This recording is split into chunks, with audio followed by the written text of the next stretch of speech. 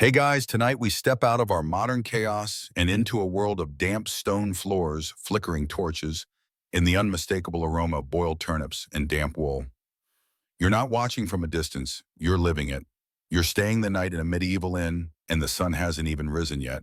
Chickens are already arguing with each other in the dirt courtyard, and something just rustled inside the thatch roof above your head.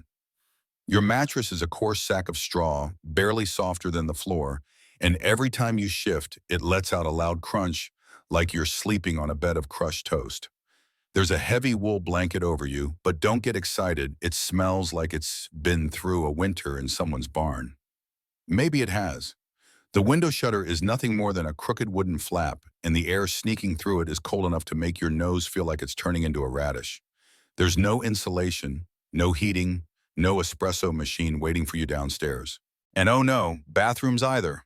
That bucket in the corner. That's your bathroom. You and three other travelers share it. One of them used it twice during the night and missed once. You don't want to look directly at it. So before you get comfortable, take a moment to like the video and subscribe, but only if you genuinely enjoy what I do here. And if you're awake enough, let me know in the comments where you're listening from and what time it is. Now dim the lights, maybe turn on a fan for that soft background hum, and let's ease into tonight's journey together. It's barely light, but the inn is already groaning awake. You hear someone downstairs drop what might have been a barrel or maybe a corpse. Either way, it's loud and wet. A man in the next bed rolls over and groans loudly, and for a second you wonder if he's dying. But no, he just drank too much small beer last night and probably mistook the fireplace for a urinal. Your feet hit the cold stone floor with the enthusiasm of a snail crossing a sword. Your breath fogs as you pull on your rough, spun tunic and hose. The wool itches. Everything itches. It's like your body is being punished for existing in this century. But hey, at least no one's invented corporate email yet. You fumble for your boots, leather cracked and still damp from yesterday's rain. One boot has straw in it. You don't ask why. You just shake it out and hope it's not alive. The hallway is narrow, barely wide enough for a mule to pass through. Which is unfortunate because someone did try to lead a mule through it last night. That's why there's a gouge in the plaster and a broken candlestick on the floor. The walls are whitewashed but streaked with soot and greasy handprints. A rat scurries ahead of you, tail flicking like it's giving you a personal tour. You head down a set of creaking wooden stairs, ducking under a low beam that has probably concussed more drunk pilgrims than the Holy Roman Empire ever did. The smell downstairs is complicated. A mixture of beer meat drippings, mud, and something faintly floral, which is probably coming from a hanging bundle of herbs. Either that, or the innkeeper finally tried to mask the scent of unwashed humanity with rosemary. Bold move. The hearth fire is already roaring, and someone's thrown more peat than wood into it. The result, thick smoke and a smell like burning moss and regret. The innkeeper is already up, of course. He's built like a barrel, balding red-faced hands the size of hams, and he greets you with a grunt that could mean anything from good morning to, why are you still breathing? You offer to help because it's expected and because there's no free ride in medieval life unless you are nobility or pretending to be a bishop. You grab a bucket and head outside to the well. The morning air slaps your face like it owes you money. The well is in the courtyard next to a pile of manure that's either fresh or eternal. You can't really tell anymore. You draw up a bucket of cold, murky water, then splash some on your face. It's cleaner than you, and that's saying something.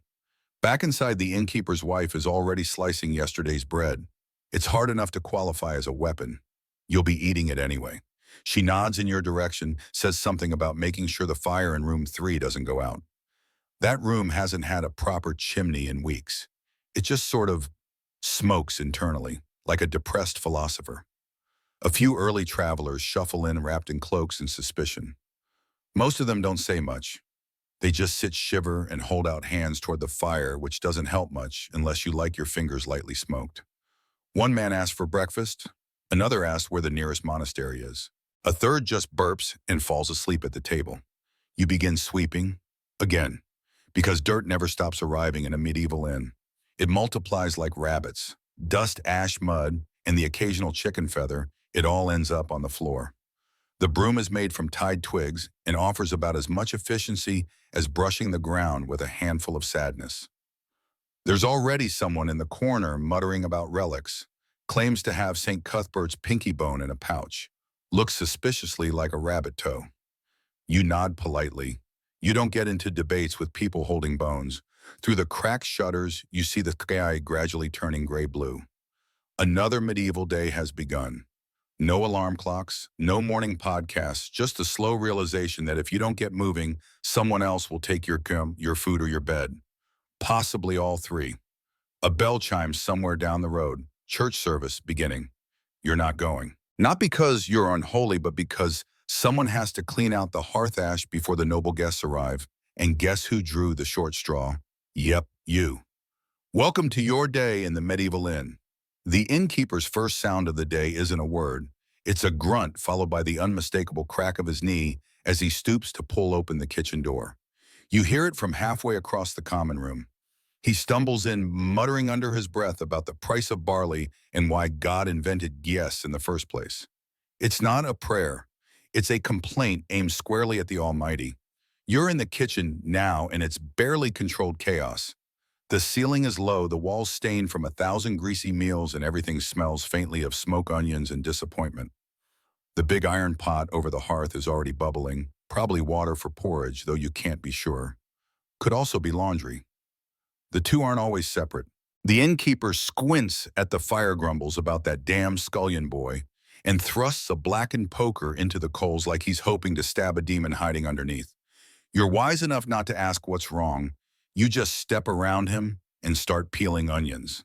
It's always onions. He limps to the back wall, reaches up to a creaking shelf, and grabs what appears to be a half loaf of bread and a dead mouse. He throws the mouse into the cat's bowl with remarkable accuracy, then sniffs the bread and decides it's probably edible if you soak it first. Into the broth it goes. The cat doesn't even blink. This isn't the first time.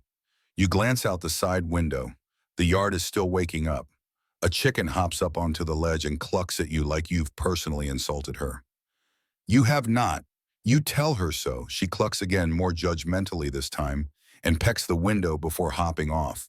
The innkeeper mumbles, "She lays better than my wife ever did." You pretend not to hear. Over by the woodpile, the apprentice cook is chopping kindling with what can only be described as reckless optimism. He's already cut himself twice and is now bleeding slightly into a rag wrapped around his hand. He seems proud of it. You make a note not to eat anything he touches today. Inside the inn, the first guest groans awake. You hear it echo from upstairs, followed by the clatter of chamber pot lids. The innkeeper sees and calls out, "If anyone's going to die, do it quietly. It's barely prime." That's medieval speak, for it's not even 6 a.m. You scrape chopped onions into the pot and stir with a wooden spoon that's older than most noble dynasties. It has a crack down the middle, and every time you stir, it feels like it might snap and fling hot gruel into your eyes. But it hasn't, yet. Now the innkeeper begins his daily ritual of shouting through walls. "Bess, where's the flour? Tell the boy to check the mice traps. Did you skim the ale barrel, or am I going crazy?" You don't know who Bess is. You've never met anyone named Bess. But he does this every morning. At some point, he starts talking directly to the fire, telling it about a merchant who shorted him on salted pork last week. The fire listens politely. You're handed a bowl and a heel of bread that feels like it could deflect an arrow. That's breakfast. You chew it thoughtfully. It tastes like ashes and onions and maybe sadness, but it fills your stomach. Mostly. At least you're not chewing bones today. The innkeeper finally sits more like collapses onto a stool by the door. His elbows are on his knees, his head bowed. You think he might be praying, but no, he's just trying not to fall asleep sitting up. His boots steam near the hearth. They're wet again. They're always wet. He pulls a small coin pouch from his belt and opens it with the resigned look of a man who already knows it's empty. He tips it upside down. 1 copper clinks onto the floor. He stares at it like it's betrayed him. Then he mutters, 2 coppers left after the brewer's cut. And I've still wanted to pay the rat catcher. You glance at the key. The cat glances back. Neither of you is optimistic about that plan. Just then the door bangs open and a boy rushes in, breathless cheeks red from the cold. He yells, "Miller says the flour's light this week. Says the grain's not milling clean." The innkeeper lets out a sigh so deep you feel it in your ribs. Course it's light. The man grinds more rocks than wheat. This is medieval supply chain management, a mixture of finger-pointing weather complaints and long walks in mud. And now begins the daily dance of the fireplace kettle.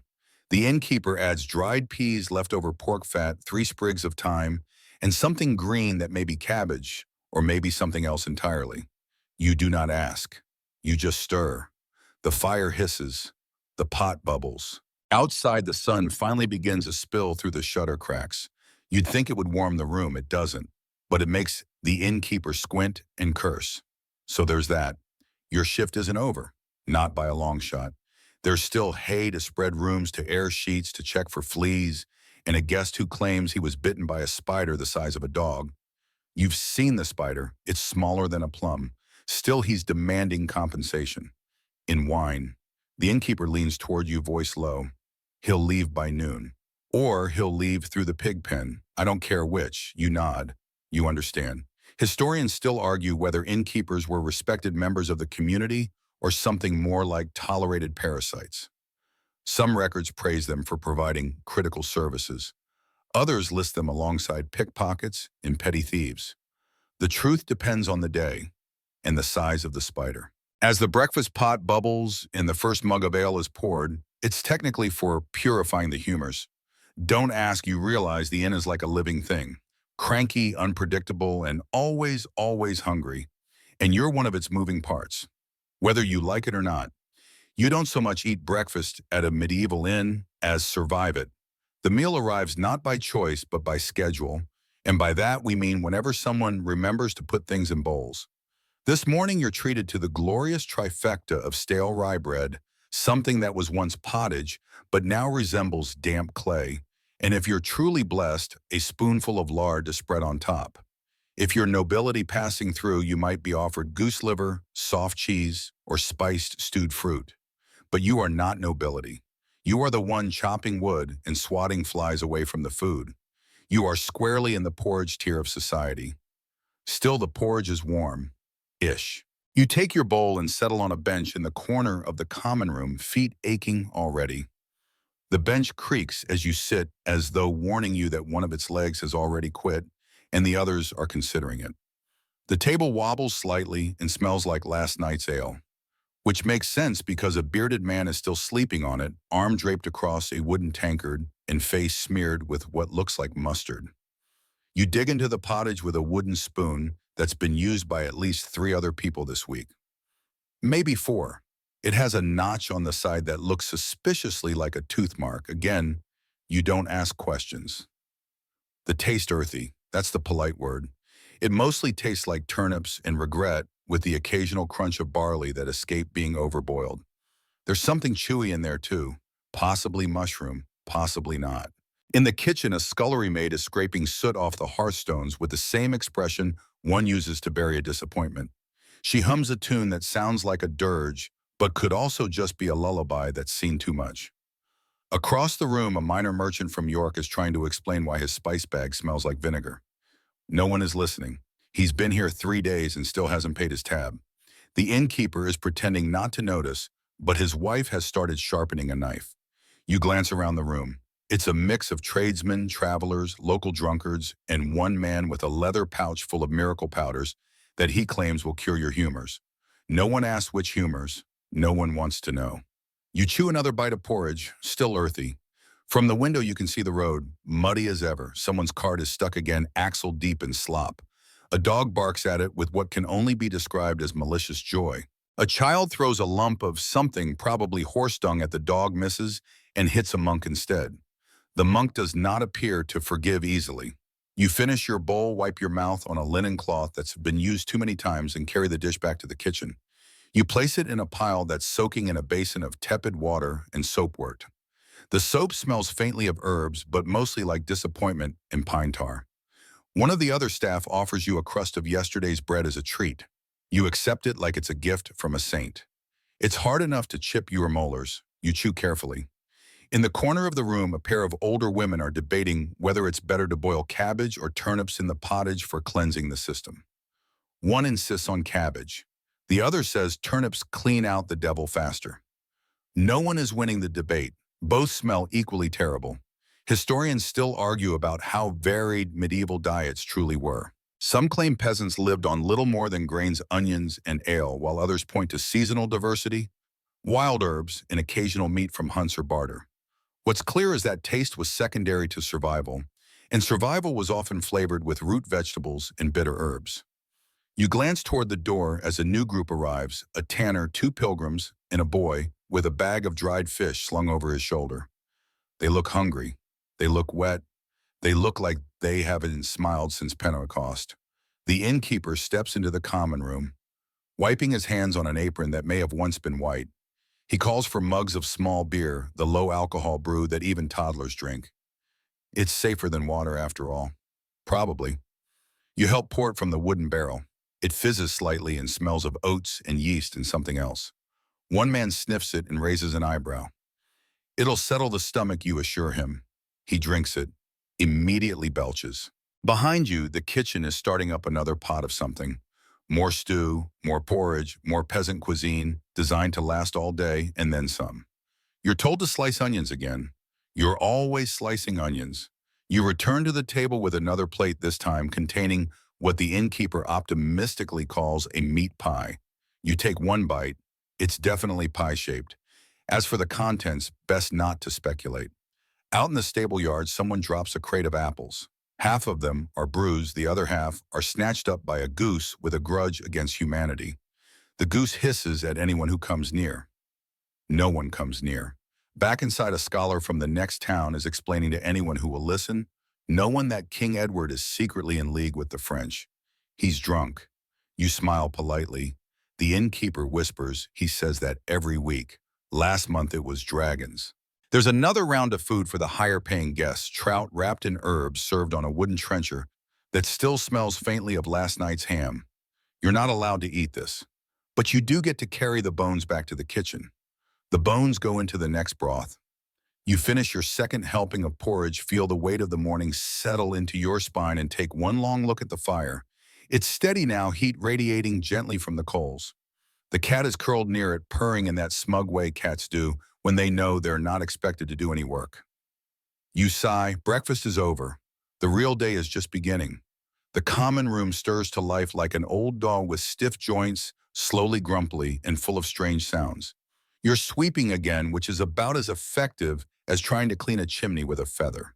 The floor is made of uneven stone, full of nooks, crannies, and the occasional inexplicable stain that may or may not be older than the inn itself. Your broom, a rough bundle of twigs tied to a crooked stick, scrapes along the floor with a sound like someone dragging a skeleton across gravel. Above you, wooden beams creak as more guests begin to stir.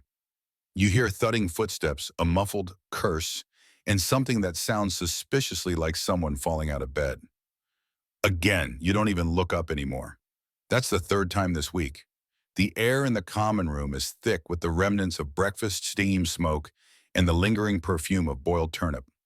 A fire crackles in the hearth, a welcome heat against the morning chill seeping through the shutters. But no one sits still long enough to enjoy it. You step around a half-awake mercenary who's slumped over a table, clutching an empty tankard, like it's the only thing keeping him on this plane of existence. His chainmail clinks as he snores, and you can see a dent in his helmet from what was probably a bar fight, or possibly just from sleeping wrong. The innkeeper yells for someone to fetch more firewood. It's unclear who he's yelling at, but it's definitely not himself. The door bangs open with a gust of wind, and a swirl of leaves, and a minstrel staggers in like he just wandered out of a romantic poem, except this one smells like he's been storing cheese in his boots. He's got a battered lute strapped to his back, a feather in his cap that's seen better decades, and a smile that suggests he's either very drunk or very optimistic. Possibly both. He doffs his cap bows to no one in particular and announces, "A fine day for a tune and a tale." No one claps. A dog growls in the corner. He takes a seat near the hearth, pulls out his lute, and begins tuning it. Badly. You wince as one of the strings twangs so hard it sounds like it died in protest. He starts playing anyway. It's a wandering melody that might have once been a love song, but now sounds more like a complaint about taxes. You keep sweeping. A trader passes through next, a portly man with too many rings and a fur-lined cloak that looks like it used to be a bear, and possibly still is. He orders mulled wine. It's not even mid-morning yet. The innkeeper doesn't question it. He just pours. The trader mutters about road tolls and filthy Saxon villages under his breath. You smile politely and pretend you didn't hear. He drops a silver penny onto the counter, and the innkeeper suddenly becomes very cheerful. You move toward the windows with your broom where a trail of muddy footprints is already drying into the stone. A child runs through them moments later, undoing your efforts with the glee of a squirrel in a grain sack. Someone sneezes, loudly. Everyone turns and stares. A local herbalist sitting by the fire murmurs about bad omens and the shifting humors of the body. He offers a pouch of dried nettle and something he calls goat leaf, which he claims wards off winter fevers. It smells like compost. You nod and edge away. By now, the room is loud with morning chatter. Gossip flies faster than the broom. A fisherman swears he saw a sea monster in the river near Lincoln. A washerwoman claims the bishop's nephew has been secretly married to a stable boy. A third person suggests that pigs have started eating dead bodies again. You don't ask what again means. This is the true purpose of a medieval common room, not just for food or sleep, but for stories, scandals, and wild speculation. The kind that eventually finds its way into ballads, court records, and tavern brawls. You find yourself eavesdropping as a pair of journeymen argue over whether boiled eel or salted carp is the superior travel food. The argument grows heated. One of them gestures so dramatically he knocks over a stool. The minstrel strums louder to compensate. It doesn't help. The fire flares. Someone throws in a twist of damp herbs that makes the whole room smell like old socks and mint. A man sneezes again. The herbalist nods smugly. And then, like a ghost slipping through palm, the innkeeper's wife appears. She carries a wooden tray with bowls of porridge and slices of bread so dry they might qualify as construction material. She slams it onto the nearest table and glares at a guest who hasn't paid. Eat fast, she snaps. You're 2 meals behind. The guest blinks, nods, eats. You take a break by the fire broom in hand like a soldier's spear. The minstrel catches your eye and winks. You do not wink back. His lute lets out another sad twang, like it also disapproves. A chicken. How did a chicken get in here? Struts across the floor, pecking at crumbs and looking more confident than most humans. Someone tosses it a piece of bread. It catches it midair. The mercenary snoring in the corner mumbles something about dragons and goes back to sleep. Historians still argue whether medieval inns were centers of community or just glorified flophouses. Some accounts speak of laughter and song, while others mention lice knife fights and goats in the stairwell. Probably both. At the same time, you resume sweeping your back, aching, your arms sore. But the fire is warm, the floor is briefly clean, and someone just handed you a piece of cheese that only smells mildly suspicious. You call that a win? Let's talk about medieval coffee, or rather the complete lack of it. You're not sipping a double shot of espresso, you're not grinding Colombian beans with your vintage hand mill, and you're definitely not lounging with a latte art foam heart staring out the window at a cobblestone Instagram post. You're drinking beer. At breakfast, it's called small beer, a weak low-alcohol brew made from barley water and hope. Everyone drinks it. Toddlers, nuns, the innkeeper's wife, the local priest, unless he's sworn off yeast. This Lent he hasn't. You take your first swig and try not to grimace. It's slightly sour, slightly flat, and tastes like someone rinsed old bread in warm water. But hey, it won't kill you. Which is more than can be said for the water. This is your caffeine, your hydration, your conversation starter, and your breakfast chaser. It also helps dull the memory of the pottage you just had. The brewing room, if you can call it that, is at the back of the inn, just past the woodpile, and to the right of a door that always sticks. It smells intense, a mix of boiled grain yeast and damp wood. There's a fire pit in the corner with a soot-blackened cauldron suspended above it. Inside, brownish liquid bubbles and hisses like it's reconsidering its life choices. The alewife, whose name is Milda, runs the whole operation. She's somewhere between 40 and 400 years old, depending on how you measure by wrinkles or curses per minute. She wears her apron like armor and keeps a wooden paddle by her side, not for stirring, but for smacking idle hands and overly curious cats. You're here to help.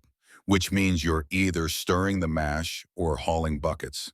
Today it's stirring. Milda watches you with the same expression you'd use for a dog that just learned to open doors. Clockwise, she says. Always clockwise.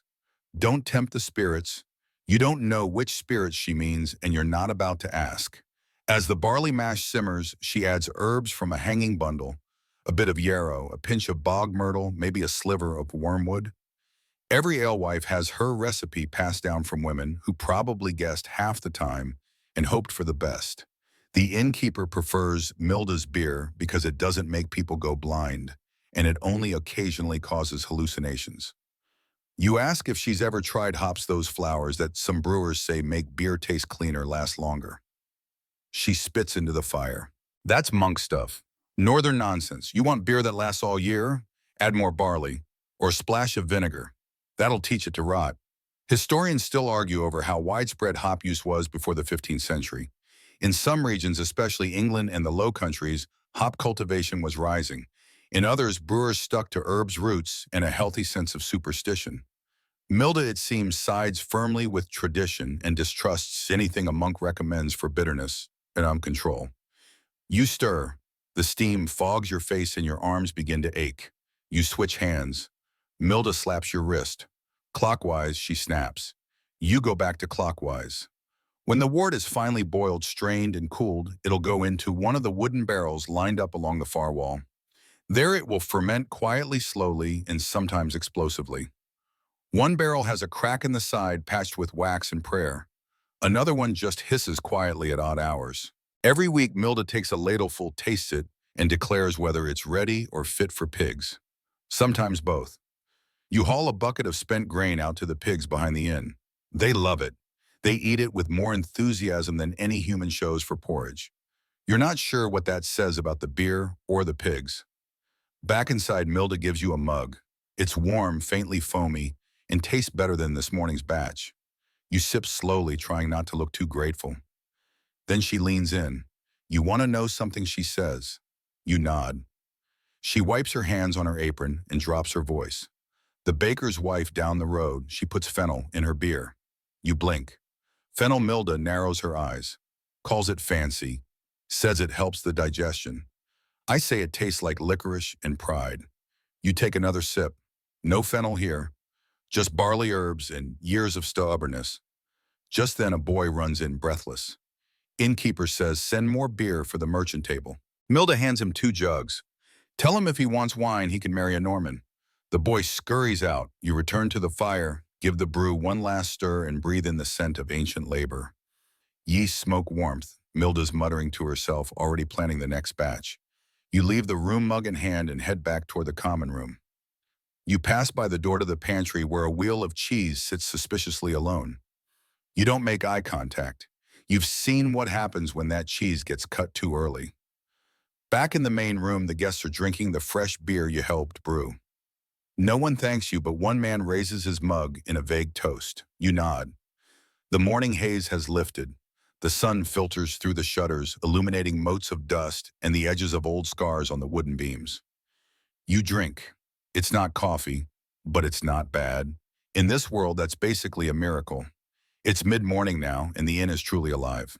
And by alive, we mean filled with enough noise, heat, and conflicting smells to qualify as a living organism. The common room buzzes not with electricity, of course, but with conversation, coughing, and the rhythmic clink of clay mugs being set down with varying levels of aggression. Travelers have shaken the dust from their cloaks, locals have slumped in from nearby farms, and gossip flows more freely than the small beer. You take a moment to lean your broom against the wall and just listen.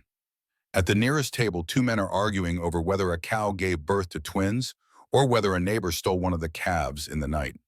The older one insists it's a miracle. The younger one says it's theft. A third man offers to consult a tooth of St. Benedict he's carrying in a pouch. He says it glows when liars are near. You're not sure if you should laugh or back away. The merchant from York, still hanging around like a wet coat, is spreading tales of a new tax coming from the south. Says it's based on the number of windows in your house. The other guests gasp. Most of them don't have windows, just holes in the wall with wood over them. One woman declares it's a sign of the end times. Another mutters that the moon looked odd last night, too. And in the far corner, two widows are locked in a heated discussion about the local priest. Apparently, he sneezed during morning mass and didn't cross himself afterward. Suspicious. You grab a jug and begin refilling mugs. You hear snippets of all of it. They say there's a woman healer in the next village, uses beetles to draw out fever. Mark my words, the king's not right in the head, marries a French girl, and starts building cathedrals like he's God's own bricklayer. Saw a man die last week, just keeled over in his oats. Never trust oats. You nod. Oats are a gamble. A man in faded blue tunic beckons you over and whispers, "Got a letter. Carried it 3 villages. Says a noble's been poisoned. Could be war." You glance at the wax seal. It's already been broken. So much for secrets. The innkeeper's wife storms through the room, smacking an empty chair with a rag. "If you're not drinking or praying, move along," she yells. A dog yelps and dashes under a table. Just then a dusty traveler stands and holds up a dirty cloth bag. "Behold," he announces, "the toe bone of Saint Crispin." Touched by the light of heaven itself, everyone turns. He sets the relic on a table with great care. It looks like a chicken knuckle. The merchant gasps. A carpenter's apprentice crosses himself. The innkeeper leans over and whispers to you, "That man's been here twice this month. Last time it was St. Eustace's molar." You stifle a laugh. Relics are serious business, though. Pilgrims cross entire kingdoms to touch them. Bones, cloth, even splinters claim to be from the true cross.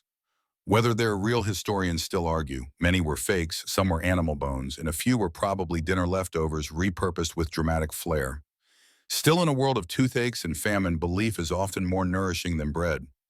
As the relic man passes around his sacred item, the conversation shifts again. This time to plague. Apparently, someone saw a black spot on a man's neck in a nearby village.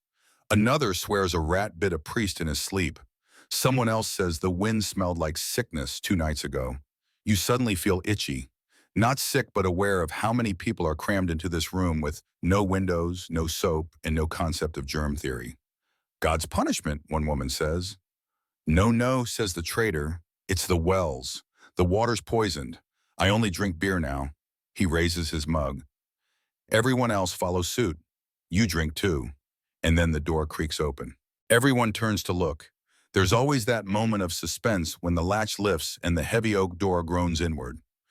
Could be a bishop. Could be a bailiff. Could be someone with news. It's a boy, maybe 10, wrapped in a blanket that used to be a cloak. He's got no shoes, a red nose, and wide eyes. He whispers something to the innkeeper. You can't hear what. The innkeeper's face tightens.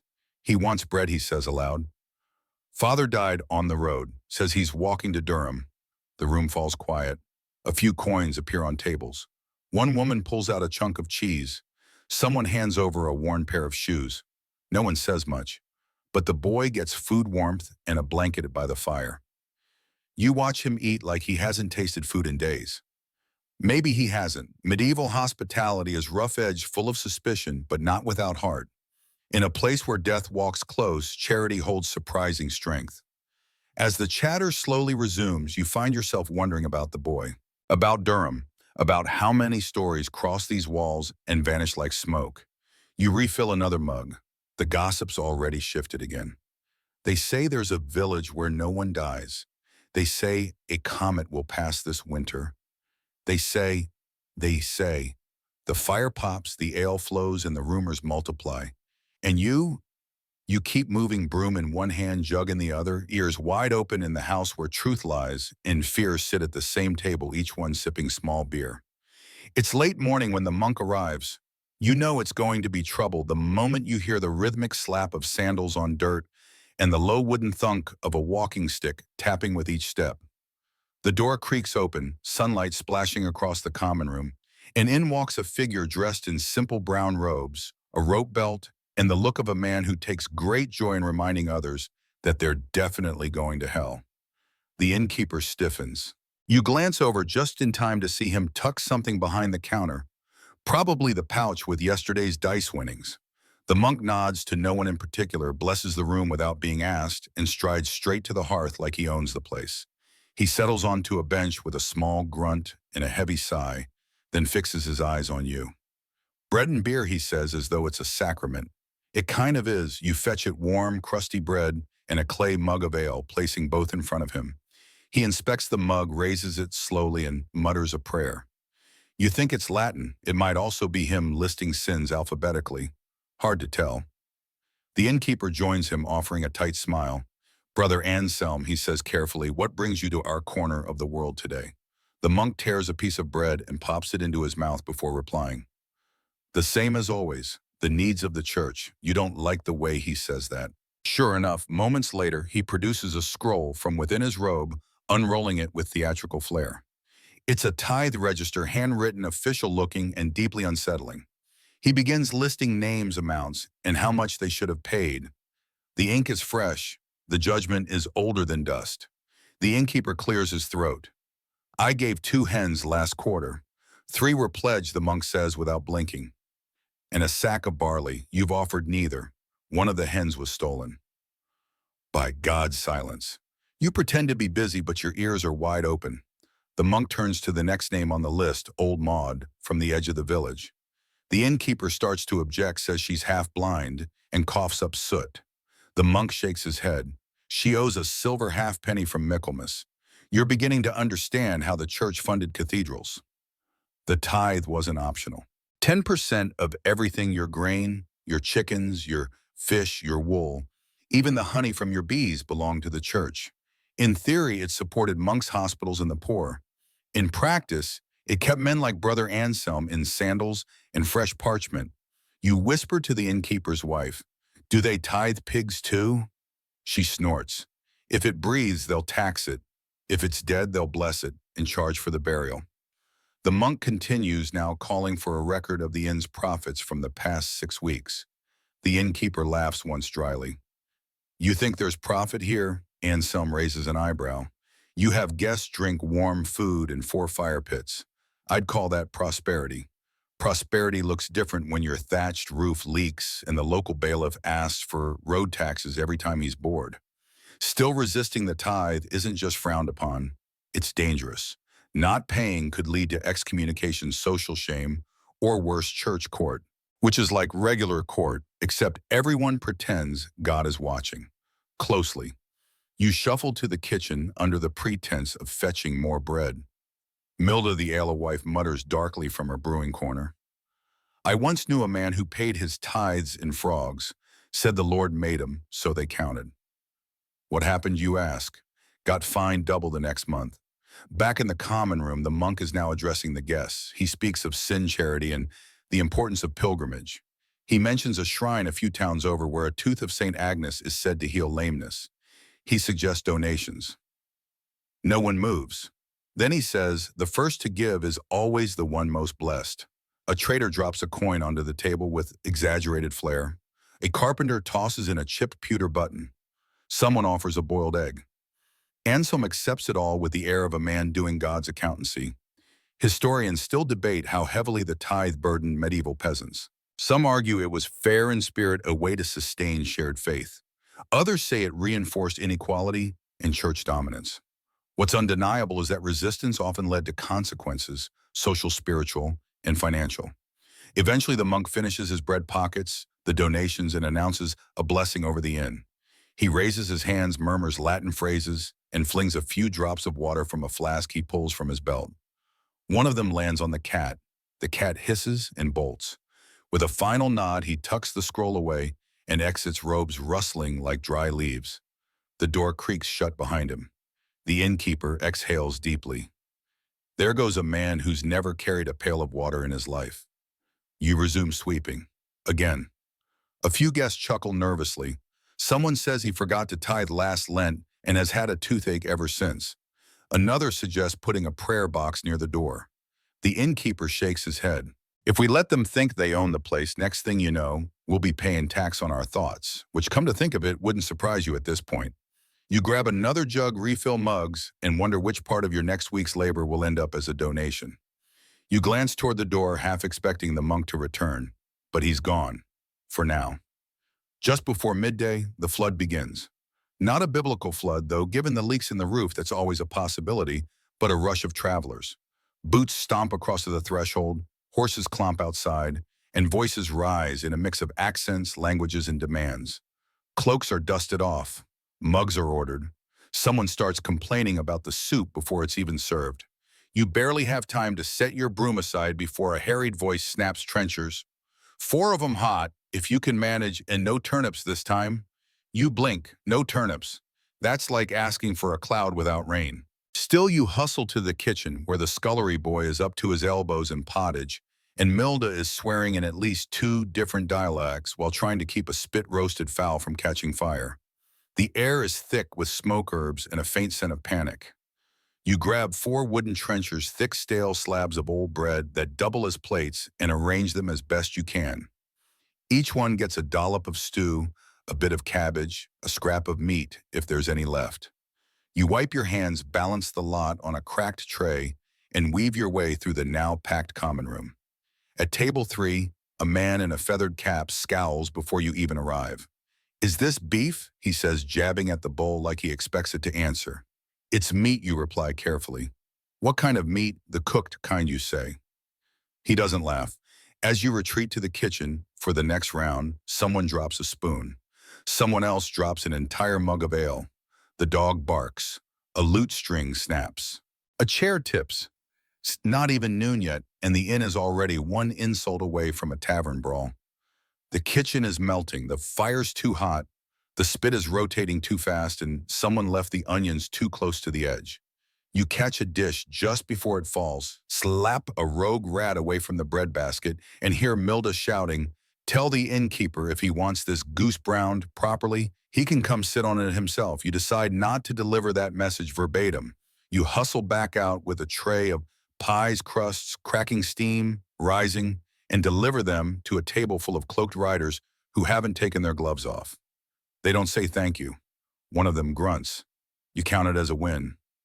Back in the kitchen, another fire starts. Small this time. It's contained quickly, but not before the scullion's eyebrows suffer permanent trauma. "Stop fanning it with your sleeve, you clot," Milda barks. "I thought it might work." What to spread the flames faster? Meanwhile, in the stable yard, horses are being watered, fed, and quietly insulted by the stable boy who swears one of them tried to bite off his thumb. You're sent to help. You hate that horse. It knows. You refill troughs, just shovel hay, and dodge hooves that are either playful or homicidal. It's hard to tell. A mule sneezes in your face, you wipe it off with the edge of your sleeve. That's just your life now. Back inside, a knight bangs his goblet on the table and demands more wine. The innkeeper sends you down to the cellar where the air is cold, the floor is damp, and the barrels lean like they've given up on holding their shape. You tap a fresh barrel, filling the pitcher slowly to avoid foam. The wine smells of apple's wood and something faintly metallic. You try not to think about it too much. You emerge back into the heat of the inn like a coal from the hearth. The noise has reached its peak, laughter, arguments, sloshing mugs, creaking chairs. Somewhere, someone's singing. Badly. The floor is already coated in a new layer of dirt crumbs and the occasional chicken feather. How does a chicken feather keep getting in here? The chicken has not been seen in hours. You deliver the wine. The knight grunts. His squire gives you a coin. A whole coin. You blink surprise. Then you glance at it more closely. It's French. You hand it to the innkeeper. He frowns. Useful as a duck in a sword fight. You put it into the box anyway. Near the hearth, a man begins telling a tale about fighting brigands on the road. He gestures with his hands, scars on full display. A few people listen. A few roll their eyes. One woman asks if he still has both kidneys. He does not answer. Historians still argue about how chaotic medieval inns truly were. Some describe quiet respite for travelers. Others describe borderline bedlam with a side of bread crust. Reality, as always, likely fell somewhere between a hot, noisy, smoky mess full of stories shouting and the occasional goose attack. As the rush begins to slow, you breathe for the first time in an hour. You're coated in sweat ash and possibly beer. Your feet ache. Your back feels like it's aged 10 years. But the fires are still lit, the guests are fed, and the bread hasn't caught fire. Yet, you find a corner and sit just for a moment. A cat jumps onto your lap, purring smugly. You don't move. You barely breathe. You just listen to the fading clatter of plates, the hum of soft chatter, and the slow crackle of the hearth. For a moment, you almost feel warm. Then the door opens again, and someone yells, "A table for 6." You find yourself back in the brewing room, not because you volunteered, but because someone accidentally dropped a ladle into the fermentation vat and no one else is brave or foolish enough to fish it out. Milda the alewife stares at you like you're the answer to a question she didn't want to ask. She gestures toward the barrel with the silent solemnity of a priest at a funeral. "Go on," she says. "Don't breathe too deep." You lean in. The smell hits you like a wet cloak to the face. A heady mix of yeasty funk, warm grain, and something that might be turnips, or might be someone's sock. The surface bubbles quietly like it's whispering secrets you don't want to know. You reach in, grab the floating ladle, and yank it free. Triumphantly. "Well," Milda says, wiping her hands on her apron, "now you're part of the next batch." She slaps a chunk of doughy yeast into a wooden trough and begins kneading it like it owes her money. You watch fascinated. Brewing, it turns out, is not just about dumping grain and water in a pot and hoping for magic. It's labor. Repetitive. Hot. Temperamental. "You know," she says casually, "back in the day, folks didn't trust men to brew." You blink. "Why not?" "Because they'd drink it before it was done." She chuckles. Alewives kept the households alive. Every hearth with a pot was a brewery. No ale, no bread, no breakfast. Women ran it all. It's true, many records show women dominated the brewing trade in the early medieval period. They made small beer for the household, stronger ales for market, and passed down recipes from mother to daughter like sacred scripture. Some wore tall, pointed hats to stand out in the crowd. Sound familiar, of course. Milda adds some of us had to add a few creative ingredients to keep up with the demand. You pause. Creative like what? She grins. Hemlock once. By accident. You look down at the mug she handed you earlier. You quietly set it aside. "Don't worry," she says. "I tasted it first." You still feel uneasy. In the corner of the brewing room, a half-open chest contains bundles of dried herbs, nettle sage mugwort, and something labeled only as Mary's tears. You ask about that last one. "Don't touch it," Milda warns. Makes the beer scream. She doesn't elaborate. Behind the barrels, a set of runes is scratched into the wall. Not decorative, not holy, just old, raw, and angular protective marks against sour batches and bad luck. She nods towards them. "That one there keeps rats away. That one keeps the beer from boiling over. And that one," she points to the deepest gouge. "That one keeps the tithes from doubling." You don't know whether to laugh or light a candle. Milda begins measuring out barley, muttering under her breath. "A handful for flavor, a handful for luck, and one more for that wretched knight who said it was too thin." You offer to stir. She hands you the paddle. You step toward the massive pot. It's full of hot mashed barley oats, water herbs, simmering with the patience of something ancient. The paddle is heavy. The mixture is sticky. Every turn feels like dragging a tree branch through porridge. You sweat. A lot. She watches your form like a hawk. Don't splash. Don't stop. Don't sneeze. You feel like you're performing sacred rites. And in a way you are. Historians still debate the full extent of women's control over brewing. Some argue that the rise of commercial breweries in the late medieval period, often run by guilds, pushed women out. Others point to continued household brewing and local markets where alewives thrived despite the shift. What's clear is that brewing wasn't just domestic, it was spiritual, social, and economic survival. Milda hands you a clay cup. "This one's better," she says. I didn't curse it. You sip. It's warm, slightly bitter, but not terrible. Almost nutty, you nod. "That's last week's batch," she says. "No one died. Yet." You suddenly realize you're sweating through your tunic. The brewing room is unbearably hot now. Steam rises from the pots. Your arms ache. The air smells like the inside of a monk's boot after a pilgrimage.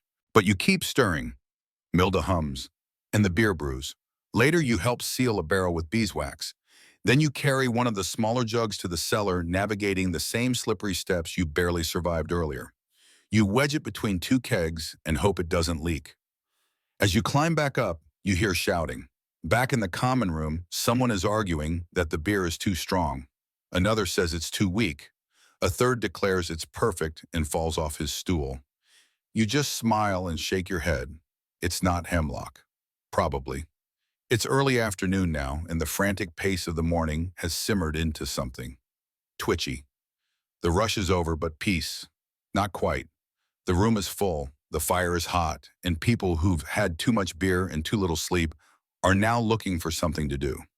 And when people in a medieval inn get bored, they get creative or dangerous. You're wiping down tables when the first knife game starts. It begins with a simple question. Bet I can stick this dagger between my fingers faster than you can blink. It's not directed at you, thankfully. It's a traveling mason challenging a shepherd. Both men already 2 mugs deep into the latest brew. The innkeeper sighs. This has happened before. You back away slowly as the man slams the point of his blade between his spread fingers. 1, 2, 3, 4, faster and faster. Everyone around the table leans in, some cringing, others grinning like this is the best entertainment they've seen since the last comet. The knife slips, he nicks his finger, not badly, but badly enough for someone across the room to yell, "That means I win the bread." A fresh debate breaks out about what exactly was being wagered. You step around them, refilling mugs, avoiding eye contact. It's safer that way. 2 tables over, a pair of farmers are playing Nine Men's Morris, a game of little pebbles on a scratch board. It's quieter than the knife game, but the tension is real. One of them narrows his eyes and says, "That's not where your last stone was." The other shrugs, "It is now." Soon a third joins them to officiate. Then a fourth offers to distract the winner with an impromptu lute solo. The lute is missing a string and sounds like an owl being stepped on, but no one cares. You pass a table where someone is carving a face into the wood with a spoon. It's not a good face. In fact, it's just a circle with angry eyebrows and a beard like a mop. You wonder who it's supposed to be. A priest, the innkeeper. God, the carver glances up. You say nothing and walk away. In the corner, 3 men are slamming dice into a wooden bowl with enough force to summon spirits. One cheers, one groans. The third accuses them both of cheating and starts talking about how his uncle was cheated out of a donkey in a game of bones. The conversation spirals fast into family drama, blacksmith gossip, and a claim that dice are cursed tools from the East. You quietly clear to their empty mugs and exit before someone asks you to join. The mood is light until it's not. All it takes is a spilled drink, one splash of ale onto a nobleman's cloak, a pause, a raised brow, a slow draw of breath through the nose. "Did you just ruin my seal?" he asks. The room freezes. You hold your breath. The man who did the spilling stammers.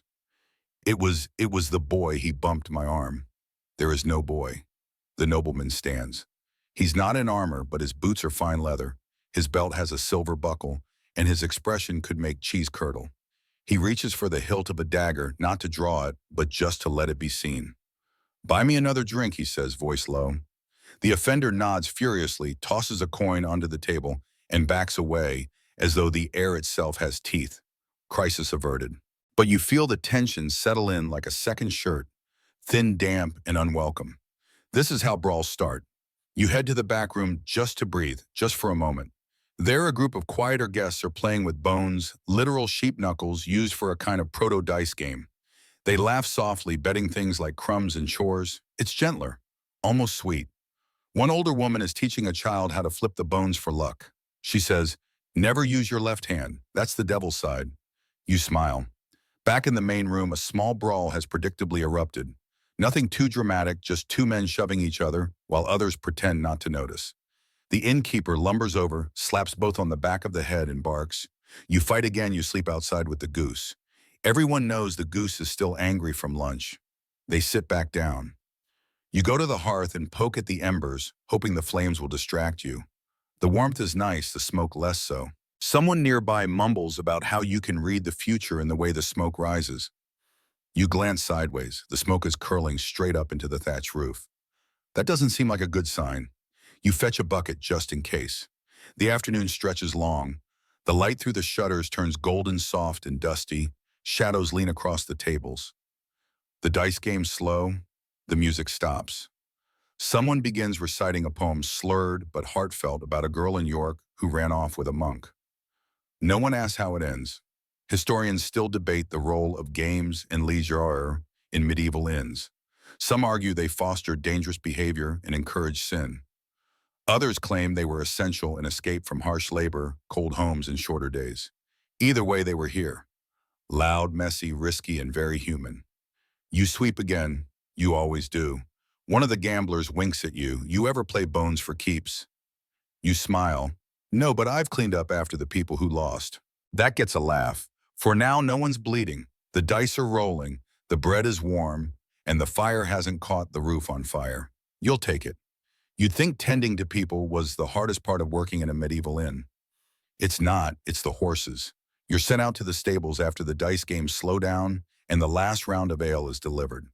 You hope for a break, maybe a nap in the corner, but instead you get a forkful of leftover cabbage and instructions to check in the horses, which sounds deceptively polite, like you're just making a list.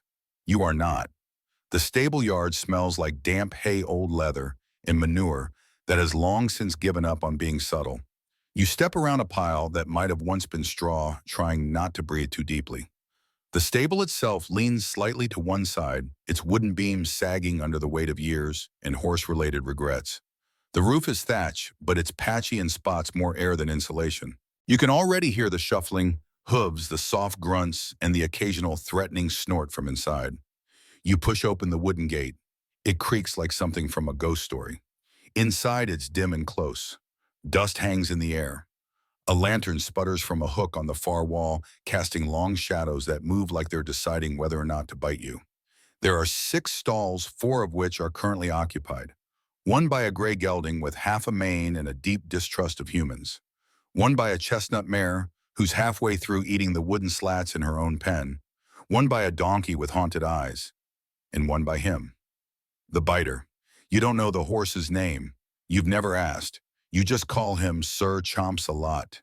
He's big, black, and glaring at you with the disdain of someone who's seen 1,000 fools like you and successfully bitten every one. You look around for a stable boy. There is none.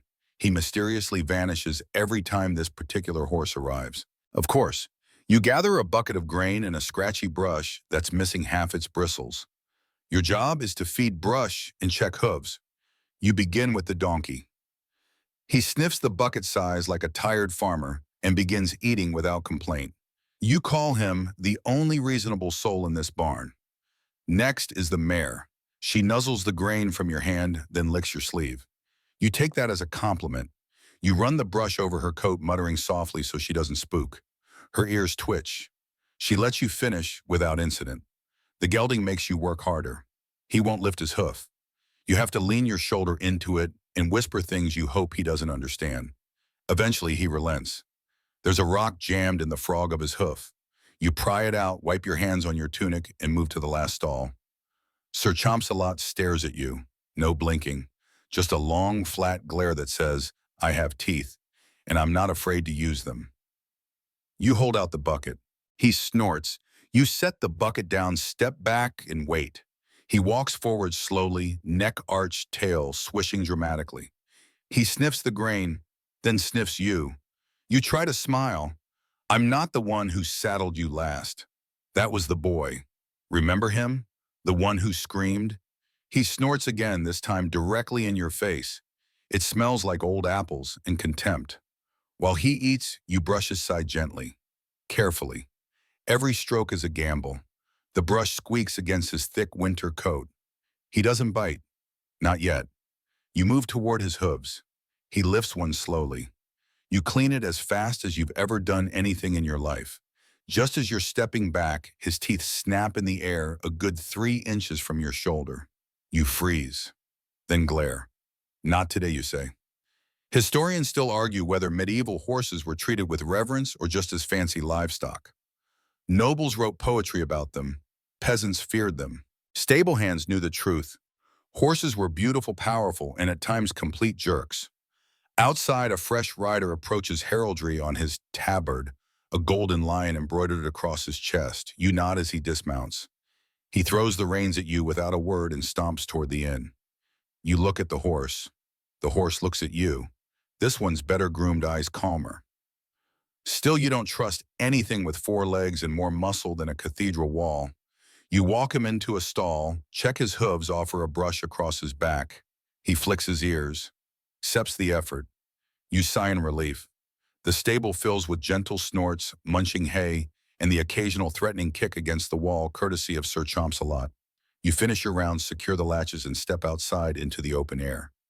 The sky is shifting now. Afternoon light filters through scattered clouds. A soft breeze rustles the trees beyond the inn's fence, and for a moment, the stable yard feels almost peaceful.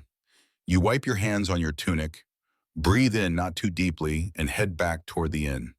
Behind you, something rustles in the hay. You don't turn around. You've earned your break. Or at least, your next chore. You head back toward the inn with a fresh layer of straw stuck to your boots and a deep appreciation for how much horses sweat, especially the ones with attitude problems. But you don't get far before someone calls your name. It's the innkeeper's wife standing at the big door with a basket full of linens and a look that suggests you are now officially part of her daily battle against filth, lice, and body odor. "We've got a noblewoman upstairs," she says flatly, "and she asked for fresh bedding." "Go on then, and if she complains, just bow and pretend you didn't hear it." You take the basket. It's heavier than expected, mostly because everything in it is damp.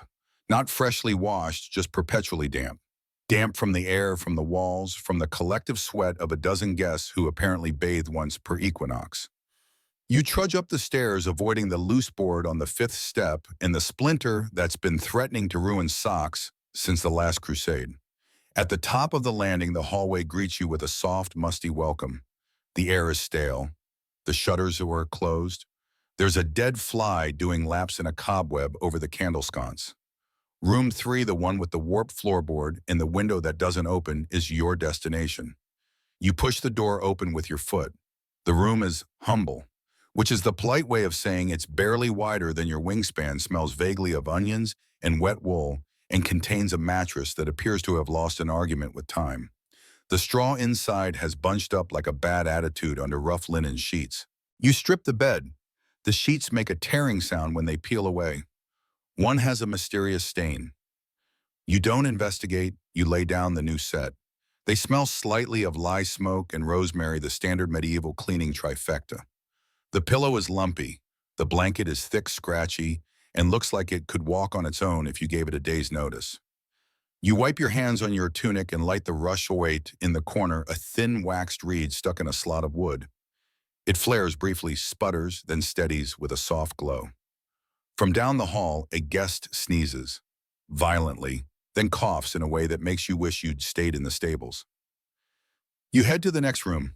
Room 4 is empty, but smells like someone recently had a panic attack in a cloak. The windows open miraculously. You peek out. The roof tiles are slick with moss, and a bird has built a nest on the corner eave. Inside, you see 3 tiny eggs and 1 furious sparrow. You close the shutter gently. Back downstairs, the laundry operation is in full swing. The linens are soaking in a wide wooden tub behind the kitchen, where 2 scullery maids are smacking them against the flat board with so much force you wonder if they're settling personal scores. The water is dark, soapy, full of leaves and secrets. "Soapwort's getting low," one of them mutters. "Last batch barely bubbled." "That's 'cause you use dishwater, you cabbage," says the other. You return your empty basket, and the innkeeper's wife hands you a louse comb. "You're on bedding duty," she says, "and make sure you check the seams. They like to hide there." By they, she means fleas and lice. You try not to think about it too much. You head to the linen cupboard, a grand term for a wooden chest that smells like thyme and mildew.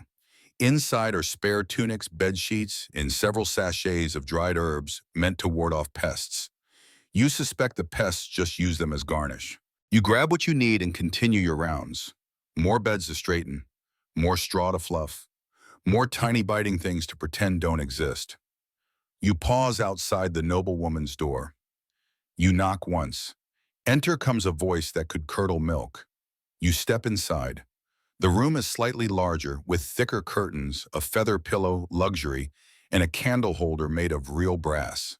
The woman sits at the edge of the bed, dressed in a green velvet gown that probably cost more than the entire inn's roof. She's brushing her hair with a silver comb and not looking at you. "The sheets," she says simply. You nod. "Remove the old ones, which look unused but still somehow greasy." You replace them with the cleanest set in the pile. She doesn't speak, doesn't thank you, just hums a tune, you vaguely recognize as a hymn about divine patience. As you leave, she mutters, "Boil them first next time." I smelled fish. You bow. You don't say that the blanket was boiled, just not this month. Historians still argue whether medieval hygiene was truly as dreadful as we imagine. Some point to communal bathhouses, herbal remedies, and detailed hygiene manuals from monastic communities. Others cite chronic infestations, shared bedding, and a general lack of indoor plumbing. The truth somewhere in between. People washed when they could, scrubbed when it was urgent, and tried very hard to smell less like despair. But with no germ theory, shared straw mattresses, and indoor chamber pots, standards were flexible. Back downstairs, the innkeeper is grumbling about a guest who refuses to sleep on anything that used to be alive. You don't point out that everything here used to be alive: hay wool, the straw, stuffed bolster, the moth that's currently nesting in the curtain. You wipe your hands, head to the hearth. There's a bowl of warm water and a rag with your name on it. Not literally, but it might as well be. Your midday break consists of a quick splash across your face, a rinse under the arms, and a shirt change. You swap one itchy wool tunic for another. This one smells like time and less failure. You call that progress. The fire crackles softly. The inn buzzes in the background. Someone's trying to sing again. The words slur together like soup. You close your eyes just for a moment and pretend you can't feel something crawling across your collarbone. By the time the sun begins to tilt westward, you hear the hooves before you see them. High-strung, well-shod, and definitely not the kind of traveler who sleeps in the common room for a slice of bread and half a mug of turnip beer. No, these horses belong to someone with money titles and expectations. Lots of expectations. The front door of the inn swings open and a chill follows, not from the air, but from the sudden silence that sweeps across the room. Every head lifts. Every conversation falters. Even the minstrel stops tuning his poor abused lute. A minor noble has arrived. He's dressed for display, not travel, a velvet doublet, stitched in gold thread breeches that have never known mud, and gloves that say, "I don't touch my own horse, thank you very much." Behind him, two attendants enter, carrying bags, cloaks, in an attitude thick enough to spread on toast. You instinctively straighten up, wipe your hands on your tunic, and prepare to be invisible. The nobleman removes his gloves, one finger at a time, slowly, then surveys the room as though it personally offends him. His gaze lands on the fireplace, then on the taproom floor, then unfortunately on you. "I asked for a private room," he says, as if you are the architect of this building and also responsible for his social comfort. You bow. "Room 5, my lord. Fresh linens, warm fire. And no beggars?" he adds, eyes sweeping toward a hunched pilgrim nursing a chipped bowl of beer. You murmur something like, "Of course," and lead him upstairs. He doesn't carry anything naturally. His attendants do. One grumbles. You pretend not to hear. The room is tidy, warmer than most, and smells faintly of rosemary and candle wax. The nobleman wrinkles his nose as he enters. You resist the urge to apologize for the air. "Boiled wine with cloves," he says without looking at you. "Soft hay for the mare. And I want no noise after Compline. Yes, my lord." He flings his cloak at a hook on the wall. Misses. It lands on the floor. Neither he nor his attendants move to pick it up. You bend, fold it, and hang it properly. You feel his eyes on you the entire time. Back downstairs, the tension lifts slightly. People mutter. "That one walks like his boots have opinions. Bet his hat costs more than my roof. Probably hasn't dug a ditch in his life." The innkeeper is already pouring from the good bottle, the one they save for nobility, tax collectors, and anyone threatening legal action. He motions for you to fetch the wine pot and a stick of cinnamon from the storage chest. In the kitchen, Milda scoffs. "Boiled wine? Tell him we'll boil his boots too if he keeps acting like a rooster in a chapel." Still, you do as you're told. You ladle the wine into a small iron pot, add the cloves and cinnamon, and set it on the hearth. The scent fills the air, warm, spicy, almost festive. For a moment, it almost makes the room feel like a feast day. You carry the pot upstairs, careful not to spill. The nobleman accepts it with a single nod, then waves you off with a flick of his ringed hand.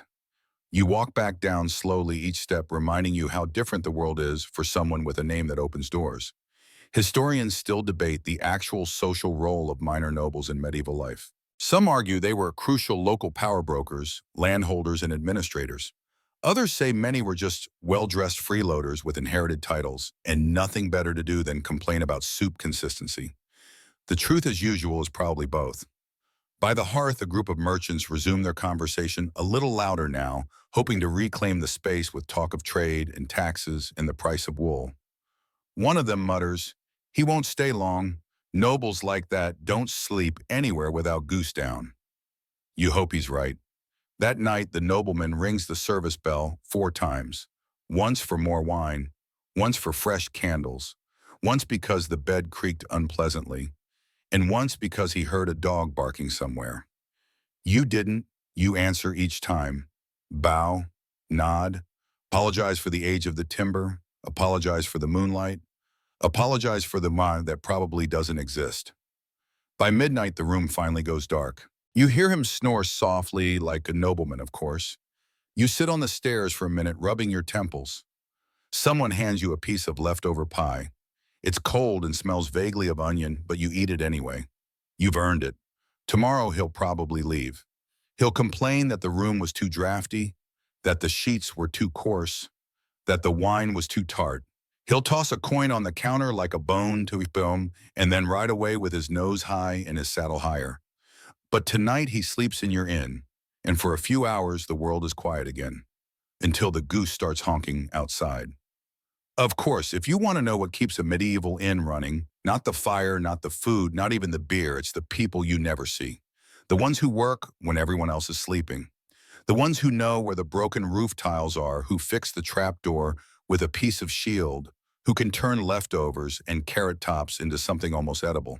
You pass them in the hallways, in the dark corners by the back stairwell. They nod, maybe grunt, maybe toss you a hunk of bread if they're feeling generous. But they keep the place going. Tonight, you're one of them. The inn is quieter now, but not quiet, never truly quiet. There's always the crackle of the fire, the clink of mugs, the groan of wood settling after centuries of use. In the shadows of the kitchen, the staff rotates in and out like dancers in a strange little ritual, carrying jugs, scrubbing floors, trimming candle wicks. You're in the storage alcove folding towels that no one will ever thank you for, when a scullery boy named Arn sidles up next to you clutching a bowl of what looks like burned peas in pride. "Want some?" he asks. You glance at it. It smells like the bottom of a chimney. "I'm good." He shrugs and eats it anyway. Arn sleeps in a storage closet under the stairs with a pile of straw and a single blanket that's more whole than fabric. He's probably 12 or maybe 16. It's hard to tell.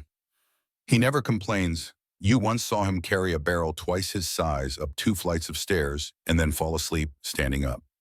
Across the way, one of the chambermaids is emptying chamber pots into the latrine pit outside. Her face is blank. She has mastered the art of emotional detachment. You admire it. The pot room is quite simply the worst job in the building. It's where dignity goes to die. But someone's got to do it. And she does night after night with a rig tied around her nose and a bucket of ashes to mask the stench. You move on to the side pantry where 2 others are counting turnips and arguing quietly over whether the last guest who claimed to be a royal courier actually was. The vote is split. One points out he wore boots made of stitched deer hide. The other says he tried to pay in boiled chestnuts. Behind the oven, the baker's assistant is fast asleep on a sack of flour. There's a chicken perched on his back. Neither of them is moving. You tiptoe past them and push open the door to the cellar. The air drops by 10 degrees. Stone walls drip with moisture. Wooden shelves groan under the weight of pickled onions, wax-covered cheese wheels, dried meat hung from rusty hooks. A rat scurries past. You salute it. It ignores you. You grab a sack of oats and head back up the stairs, carefully avoiding the creaky step near the top. It's always been loud. It always will be. But you've learned its rhythm. Just like you've learned the secret knock to enter the back room where Milda keeps the real spices, or the best angle to wedge a crooked stool under the dripping water barrel so it doesn't look like it's leaking. These are the things only the staff know. There's Timon, the man who sweeps the ashes each morning before the fire's even gone out. He never speaks unless spoken to. You once saw him calm a drunk night with just a stare. There's Magda the widow who works the night shift in the kitchen. She cuts vegetables with a knife so sharp it could split hairs and once split a coin out of boredom. There's the twins, Bert and Becca, who deliver food and towels to the guests upstairs. They swap shifts. No one knows which is which. They like it that way. And then there's the cook's cousin, who may or may not live in the basement. No one has actually seen him, but occasionally food disappears or reappears. It's unclear.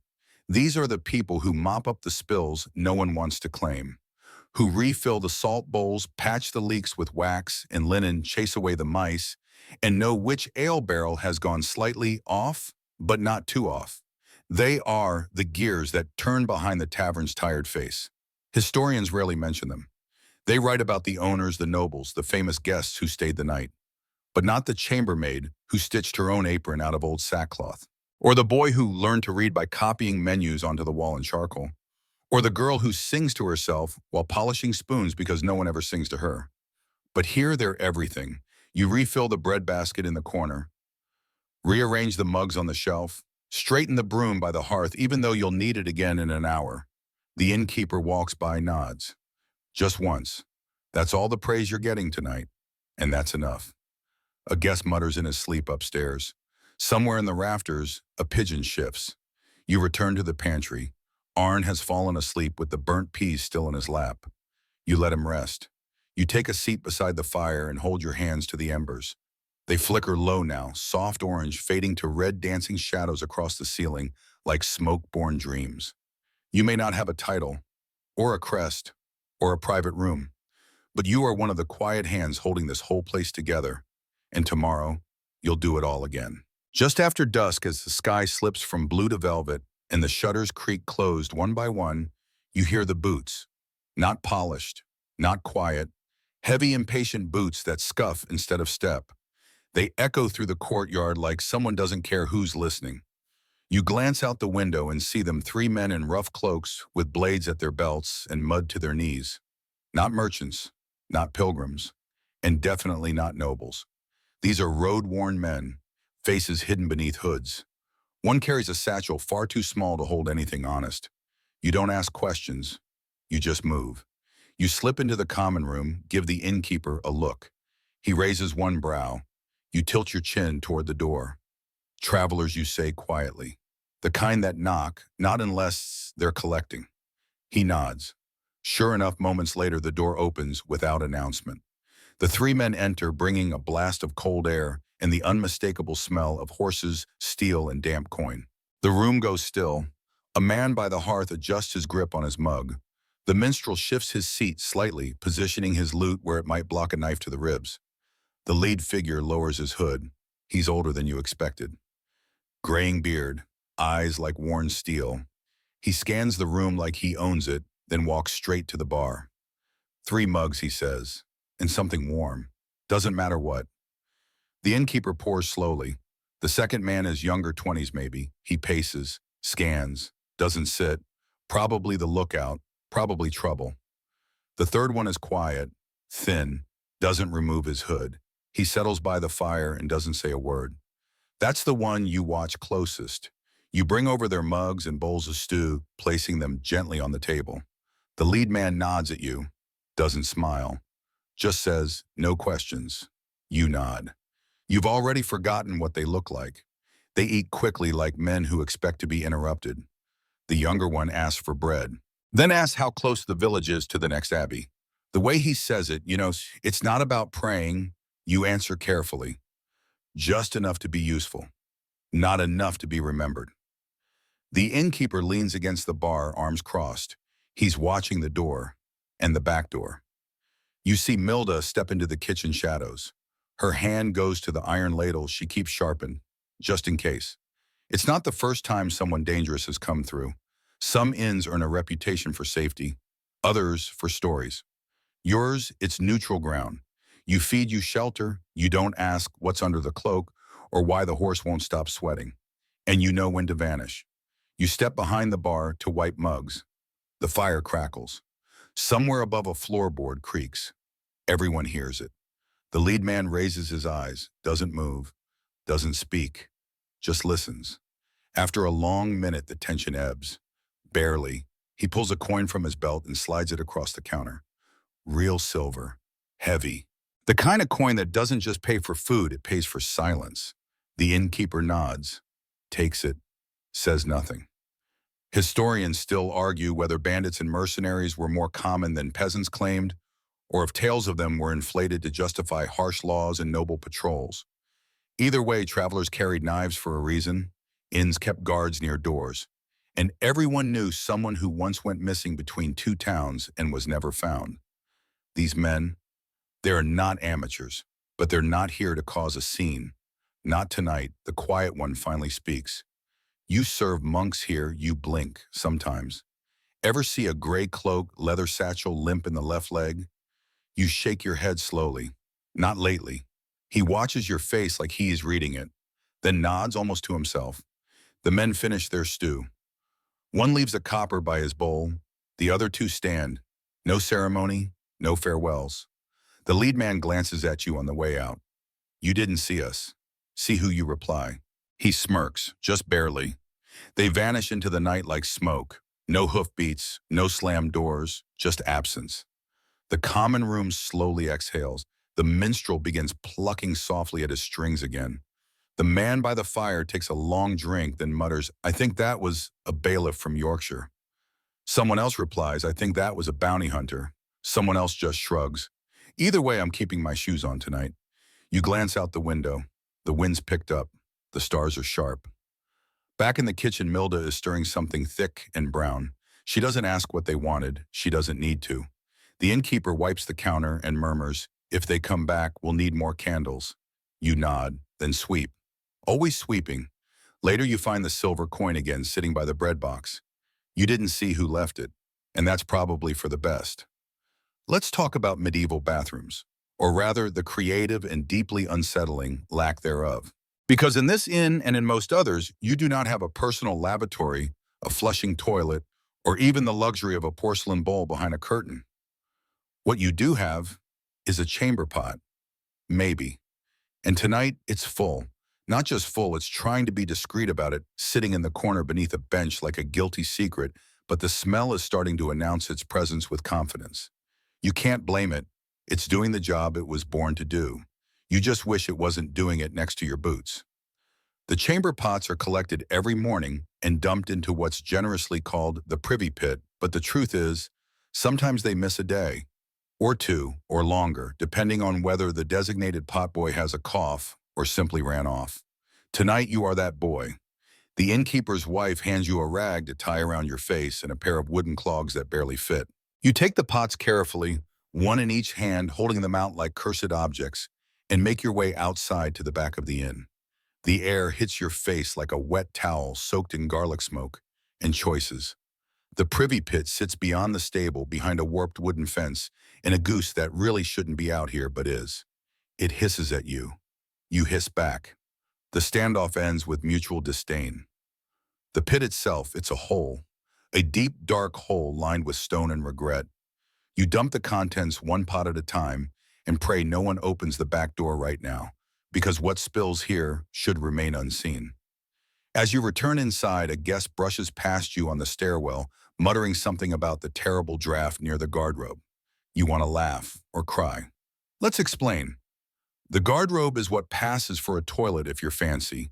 It's usually a wooden bench with a hole cut out built over the edge of the building so that gravity can do its job. Some inns have them. Most don't. But when they do, you can count on two things. One, the breeze is awful, and two, someone always tries to drop their keyring or dignity through the hole. Yours is on the second floor overlooking a section of wall that now has a permanent stain no one wants to talk about. You're sent up with a bucket of ashes and a handful of herbs to freshen the space. Nothing freshens like rosemary in denial.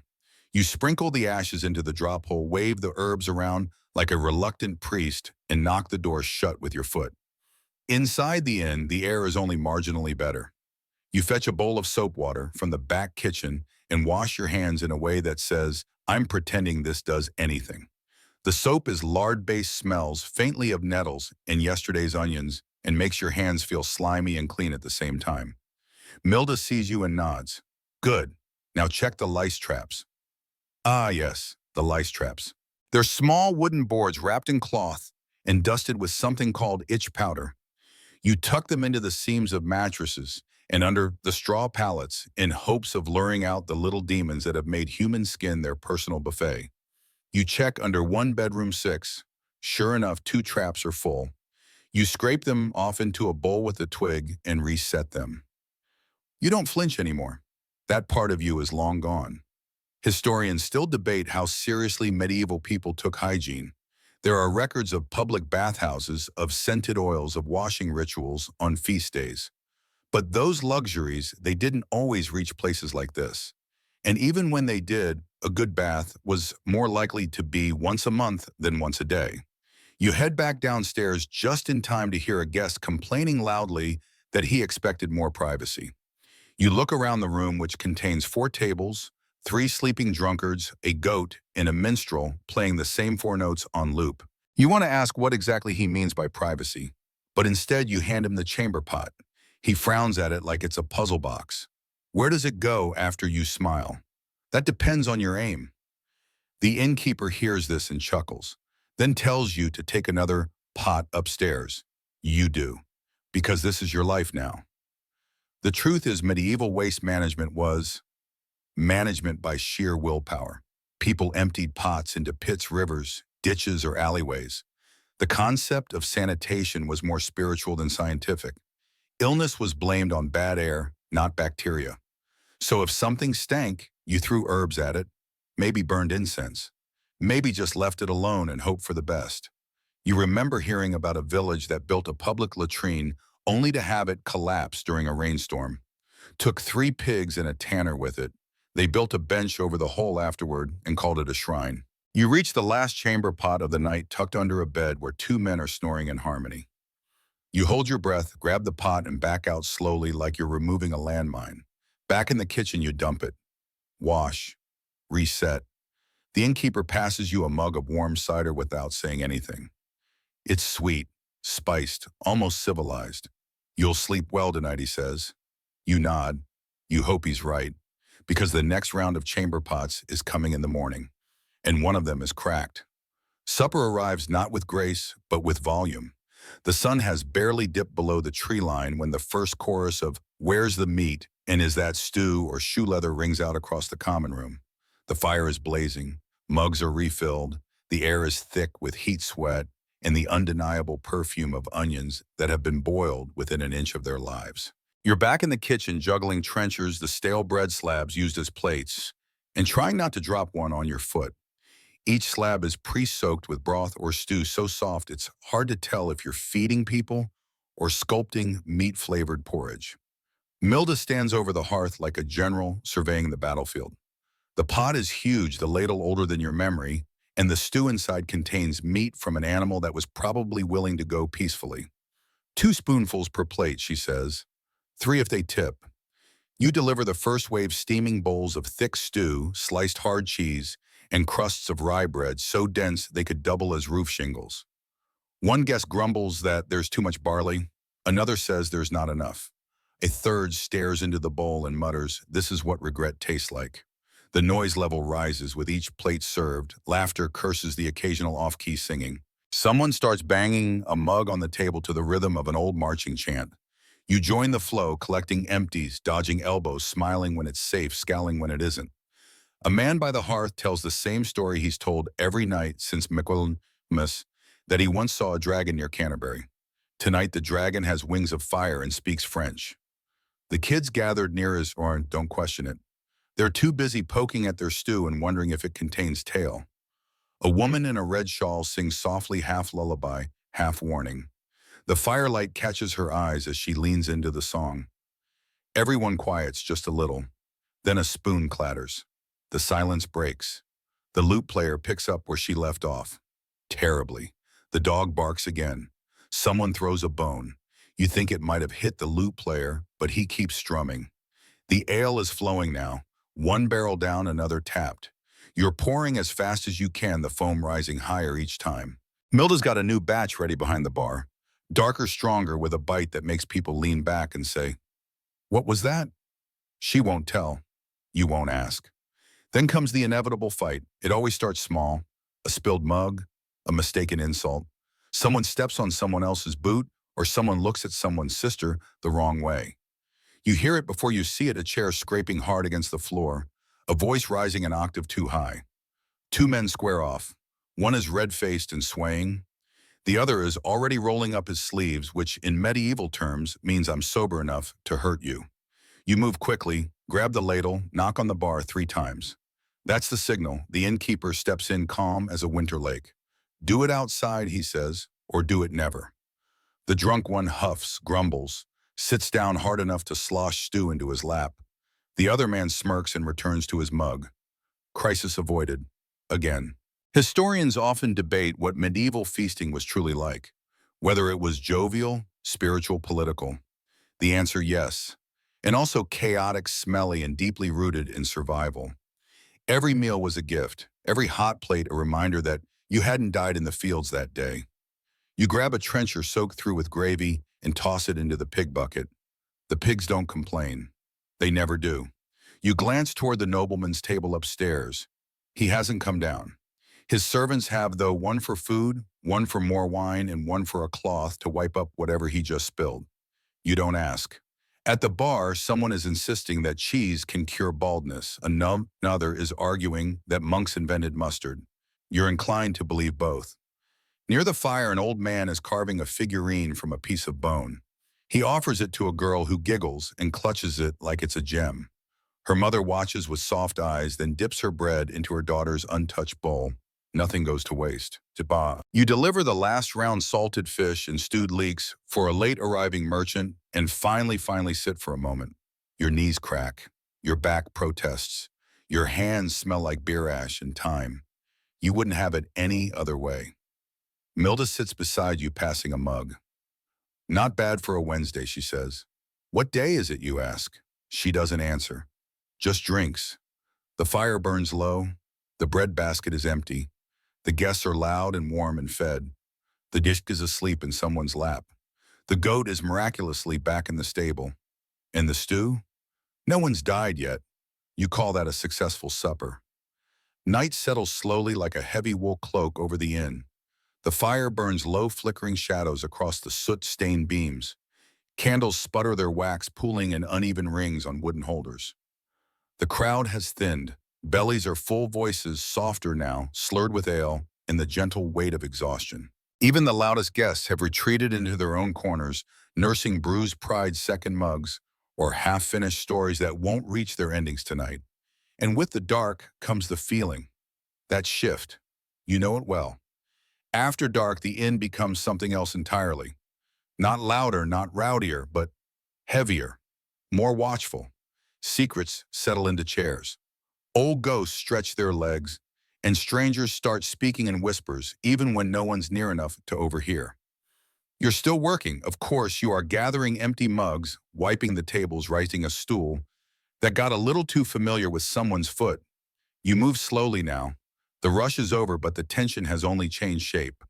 By the door, the latch creaks. A breeze slips in. It's colder than it should be, not the outside air. Something older. You glance toward the hearth. The dog's ears perk up. Even the flames seem unsure. Then the door opens. A traveler enters. Hood up, cloak, long and damp with the breath of the road. His boots are worn but silent. His hands are gloved. No sword, no bags. Just him. He closes the door behind him softly and stands for a moment in the center of the room, as if listening to something the rest of you can't hear. The innkeeper looks up, gives a nod, not friendly, not welcoming, just acknowledging the rules. You sit, you pay, you don't cause trouble. The stranger moves to the far corner near the shuttered window. Sits, says nothing. You bring him a mug because that's your job. He doesn't speak when you place it in front of him, doesn't drink it either, just keeps his gloved fingers wrapped around the cup.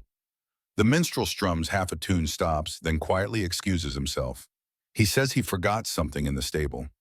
No one believes him, but no one stops him either. You return to your corner and feel the air shift again. Outside, the wind picks up. Not loud, just constant, like someone breathing near the edge of the shutters. Inside, the room folds in on itself.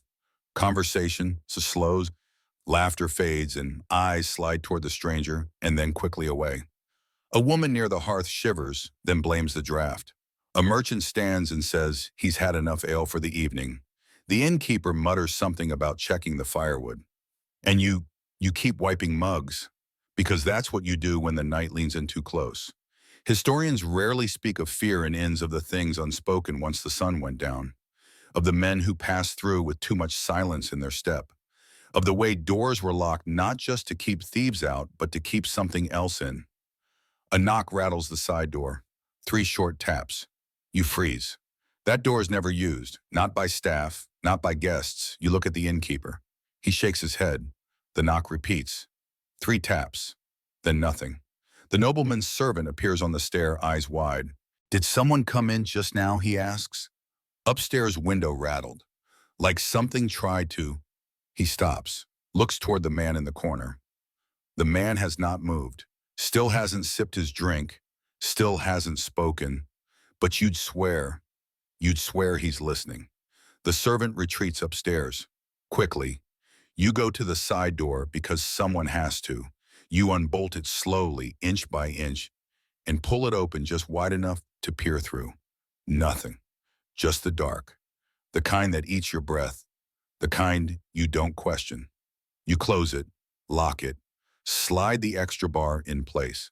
By the time you turn around, the man in the corner is gone. Mug still there, still full, still warm. The fire crackles. Someone mutters a prayer. You take the mug back to the kitchen. Milda looks up from her pot and asks, "Where's your shadow?" You blink. "What?" "It's gone," she says. "You walked in without one. You look behind you. It's there, of course it's there. But for one heartbeat, you weren't sure." You go back to work. Scrub a mug, adjust a stool, and try not to look at the empty corner, because the night is still young, and someone's always watching. The hour grows late, the laughter is spent, the bread is stale, and the ale is now half foam, half backwash. One by one, the guests rise from their benches, rubbing their eyes, clutching cloaks, or muttering excuses about early travel. The common room shifts again, this time into its final form. Sleepy, staggering, and just a little haunted. You begin your nightly rounds, collecting mugs, wiping tables, shaking loose crumbs into the pig bucket. The hearth still glows a soft orange pulse in the center of the room.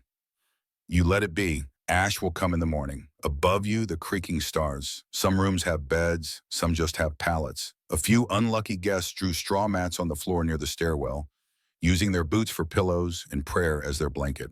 One man is already snoring with such force you worry the roof beams might file a complaint.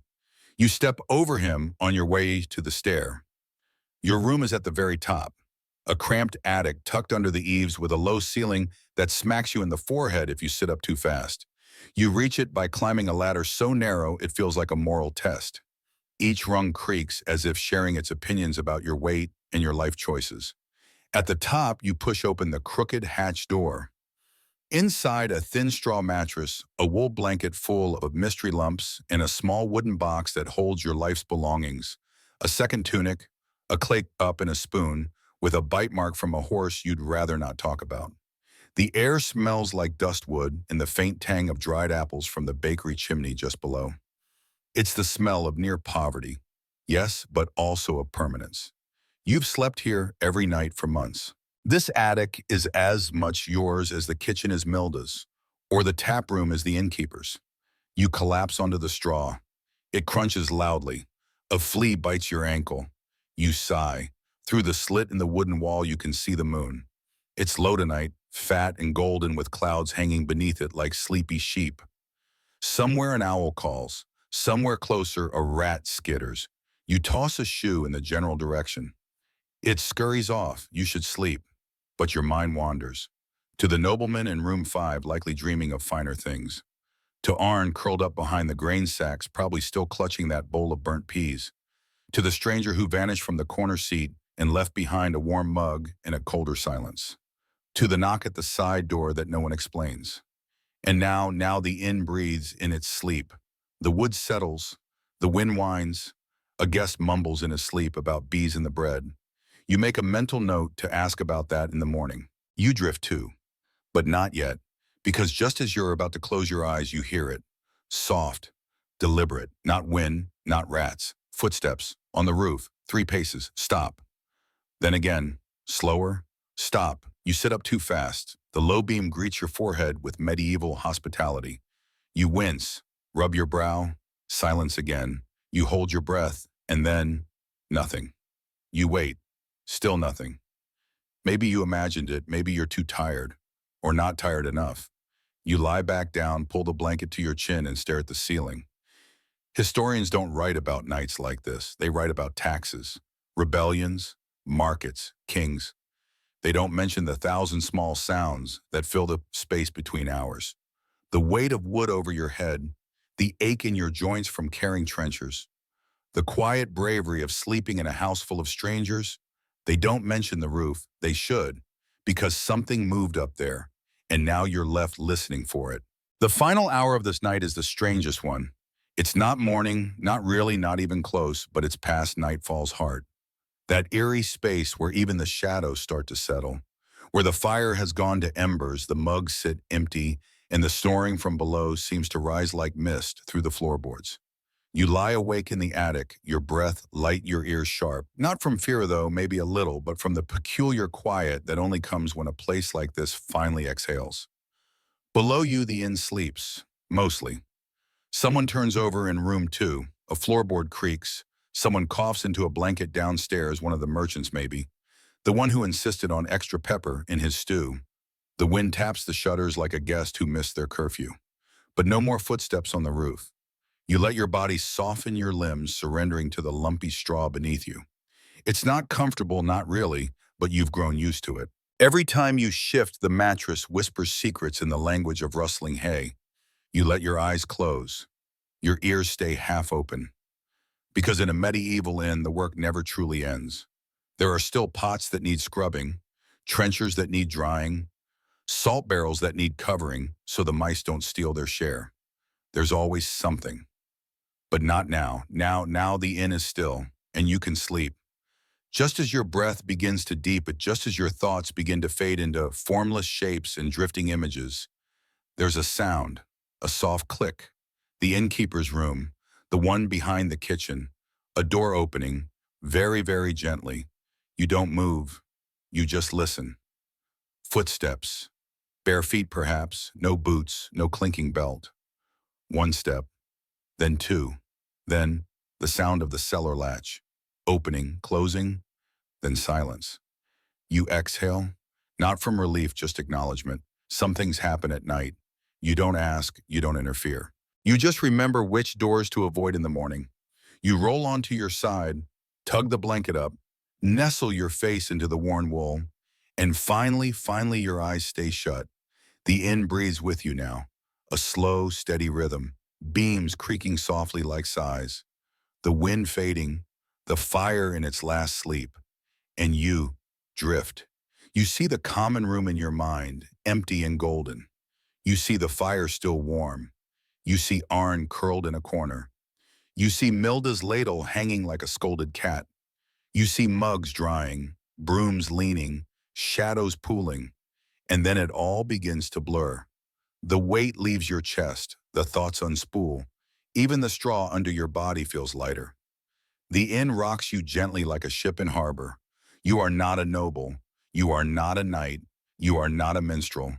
You are part of the inn, its heart, its bones, its memory.